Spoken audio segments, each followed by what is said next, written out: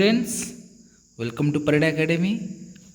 सो आज बहुत दिनों के बाद मैं फिर से स्टार्ट करना जा रहा हूँ। तो एसएसटी का आप लोगों का chapter 5 the Vedic age and the कैथलिक सेटलमेंट्स। सो आप लोग कमेंट नहीं कर रहे थे, इसीलिए मेरा थोड़ा इंटरेस्ट कम हो गया कि बच्चे तो अभी स्कूल खुलने लगा है, तो आप लोग स्कूल जा रहे हो, कमेंट्स नहीं कर रहे हो।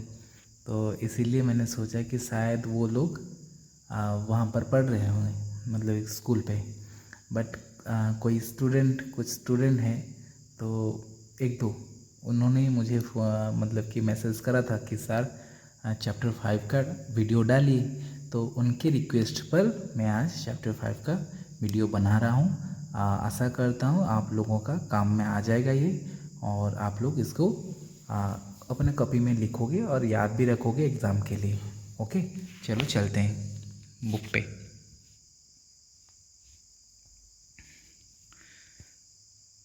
So this is the short answer type question.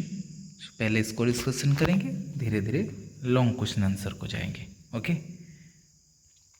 So first question is the Rigveda consists of dash hymns. So hymns का अर्थ हम जानते हैं, श्लोक होता है जो वेदा में लिखा जाता है ना, हाइमेंस, उसको श्लोक बोलते हैं, मंत्र भी बोलते हैं। तो कितना है? सो 1028, ये सही है। Then question number 2, the knowledge passed on the oral tradition known as dash. So क्या होता है ना, श्रुति। श्रुति मतलब कि सुनना, सुनने को श्रुति। जो नॉलेज कैसे पास करते थे, क्योंकि उस वक्त जो था सारे लोग तो पढ़ाई जानते नहीं थे, तो जो जानते हैं वो लोग पढ़ते हैं वेदों को और भगवत गीता को दूसरे लोग सुनते हैं। और इसी तरह मतलब कि क्या होता था ना, एक जगह से दूसरे लोगों तक नॉलेज का पहुंचता था। मतलब कि एक लोग से बहुत सारे लोगों तक नॉलेज पहुंचता था, श्रुति सुनकर। ओके, और next question number 3, dash animal was considered as a unit of barter system. So क्या है ना, cow. Okay, cow. Then question number 4, this was one of the largest कैथलिक सेटलमेंट्स। कौन होता है? इनामागन। देन बी ऑप्शन में जाएंगे, the oldest Veda is dash, Rigveda. सही है।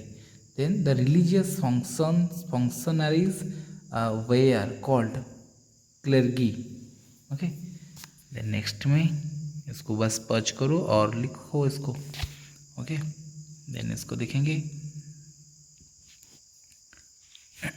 Then question number 3, the epics dash and dash were written during the Vedic period. The epics Ramayana and Mahabharata. Then agriculture and dash were the main occupation. Cattle मतलब कि जो गो पालन जो बोलते हैं, ये सब cattle. So then question number C, ये शॉर्ट क्वेश्चन है, इसको हम कॉपी में लिखें, बस वहाँ पर जाएंगे कॉपी में, वहाँ पर डिस्कशन होगा ये सबको। Okay, the Vedic age and the Catholic age. Okay, आप लोग कमेंट करते रहिए। अगर कोई दूसरा चैप्टर चाहिए हमें कमेंट करते रहिए। साइंस का भी डालूंगा, एसएसटी के भी डालूंगा। ओके, अगर दूसरा कोई चैप्टर चाहिए उसको भी कमेंट करो, उसको भी डालूंगा। ओके, देन नेक्स्ट चलो चलते हैं। So name the place from where the Aryans came in which period did the Vedic age flourish. So Aryans came from north west in कैथलिक पीरियड। सो आर्यंस कहाँ से आ रहे थे? नॉर्थ वेस्ट से। देन नेक्स्ट आ गया, Vedic literature was composed in which language. कौन से लैंग्वेज में लिखा जाता था जो वैदिक लिटरेचर था? कंपोज्ड इन संस्कृत लैंग्वेज। हमें मालूम है, क्योंकि जो पुराना लैंग्वेज होता था हमारा वो संस्कृत में होता था सारे के सारे। Okay, then next, what were the main occupation of the people during the Vedic period.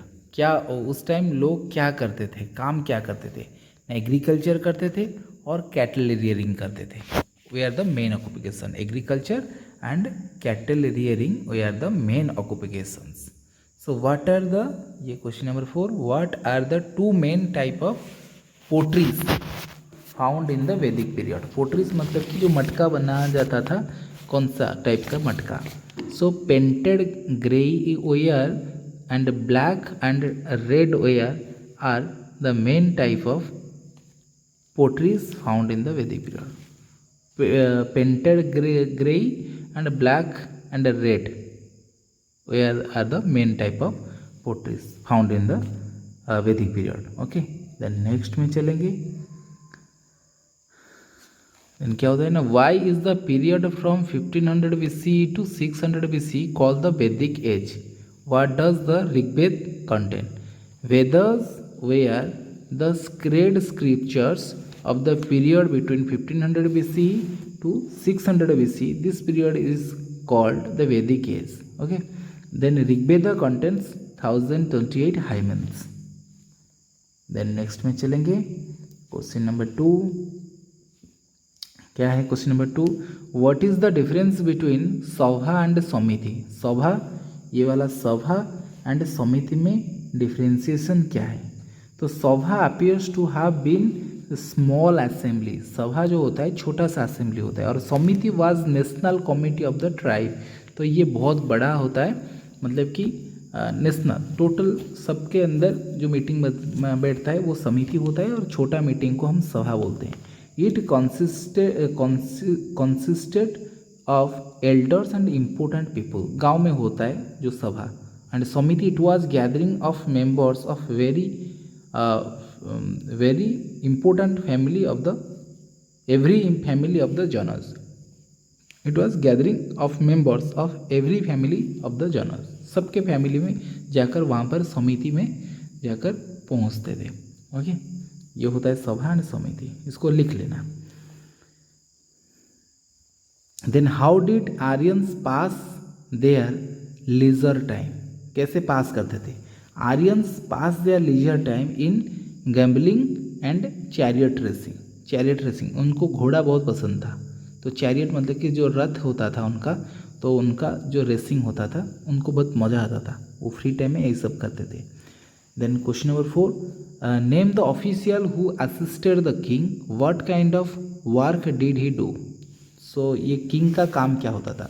The king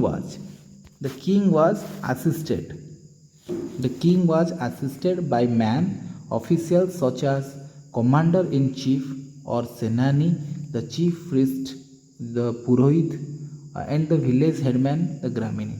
So official जो ड्यूटी होता था ना, ये असिस्टेड करता था. माने असिस्टेड माने सबको चला रहे थे. किसको ना? जो सेनानी होता है ना, सेनापति, उनको चला रहे थे राजा. और जो ब्राह्मण होते थे, पुरोहित वगैरह होते थे, जो मंदिर था उस टाइम, उनको संभालते थे. और द विलेज हेडमैन, जो सरपंच होते थे और जो गांव का मुखिया होते थे, उनको भी मतलब कि संभालते थे. उनको मतलब कि उनसे डाटा लेते थे गांव में क्या चल रहा है, हालचाल सही है या कुछ चाहिए, ये सब चीज़ के बारे में. So king performed sacrifice like Rajeshwar and Ashvamedha to gain supremacy over the other chief. तो ये राजस्व क्या करते थे ना, अगर एक राजा दूसरे राज्य को जय करने के लिए अश्वमेध यज्ञ को करते थे. और इस अश्वमेध में क्या होता था ना, एक घोड़ा को छोड़ दिया जाता था, और ये घोड़ा जहाँ तक भाग कर जाएगा वहाँ तक जो राजा छोड़ा होगा उस घोड़ा को, उस राज्य उसके अधीन आ जाएगा, वो राज्य के अधीन. और जो नहीं कर पाएगा तो उसके साथ युद्ध होगा. और जो उनको अंडर में आ जाएंगे वो राजस्व देंगे, कर देंगे, टैक्स देंगे राजा को. ओके, देन नेक्स्ट चलते हैं ई का long answer type of question. Okay, so describe the social life of the Aryans. उनका सोशल लाइफ कैसा था? The Aryan society was divided on the basis of varna system. मतलब कि जो हम लोग अभी बोल रहे हैं caste system. Among them 4 sections of society in descending order were the Brahmanas, Kshatriyas, the Vaishyas and the Shudras. So 4 वर्ण था, 4 कास्ट था. एक ब्राह्मण, क्षत्रिय, वैश्य एंड शूद्र. Okay, the priest who looked after the region's affair and performed rituals were the brahmins. Okay, जो priest मतलब जो पूजा करते थे, मंदिर को संभालते थे, ये सब जो करते थे उनको हम ब्राह्मण्स बोलेंगे. And the Kings, the warriors, जो रक्षा करते हैं ना, जो ब्राह्मण होते थे वो पूजा पाठ करते थे. और जो क्षत्रिय होते थे ये क्या करते थे ना, ये युद्ध करते थे, वॉरियर होते थे. और हमारा जो समाज को ये लोग क्या करते थे, क्षत्रिय क्या करते थे ना, प्रोटेक्शन देते थे ये. Okay, who protected the tribe were the Kshatriyas. So ये प्रोटेक्शन देते थे. The Vaishyas are mainly traders, farmers and businessmen. जो वैश्य होते थे ये बिजनेसमैन होते थे, और फार्मर्स होते थे, खेती बाड़ी करते थे, और ट्रेडर्स होते थे, मतलब कि जो हमारा कुछ बिजनेस करते थे, मतलब कि ट्रेडर्स ट्रेडिंग करते थे, सारे चीज़ यहाँ से वहाँ तक. और जो कपड़ा वगैरह वगैरह होता था उसको भी बेचते थे ये लोग. The Shudras they are the people who worked for others. जो शूद्रस होते थे ये थोड़ा नीचा सबसे लोएस्ट कास्ट होता था. ये क्या करते थे ना, सबका ये लोग क्या करते थे ना, अदर्स, ये जो लोग काम करते थे इनके लिए ये सेवाकारी होते थे, इनका काम करते थे हर वक्त. Okay, then so next question is how would you sketch. एक minute. Okay, so how would you sketch the life of the people at Inamgaon. Inamgaon का जो how would you sketch the life of the people, life of people को कैसे आप बताएंगे Inamgaon. So one of the largest कैथलिक settlements in India at Inamgaon in Maharashtra which survived for over 900 years. Okay, इमागन amusement क्या होता था उस वक्त. So hunting was the favourite recreational activity. A part of this they used to pass their leisure time in gambling and chariot racing. Okay, then houses कैसे होता था. Nearly 134 rectangular mud houses have been unearthed at Imagon amusement से सब. Then pits क्या होता था. So pits होता था क्या, the oval shaped pits have been discovered several houses where food was cooked. pits में खाना बनाया जाता था, पकाया जाता था. then food आएंगे. so on the basis of seeds found it is evident that people grew wheat, barley, beans, lentils, peas, gram, rice, jowar and ragi. Meat, fish and dairy products were also part of their diet. तो ये सब उस time वो लोग खाते थे. Then आ गया pottery मतलब कि क्या बनाते थे. Pottery found here was a high standard, मतलब जो मटका वटका बनता था मिट्टी का, ये बहुत हाई स्टैंडर्ड का था. देन आर्टफैक्ट्स.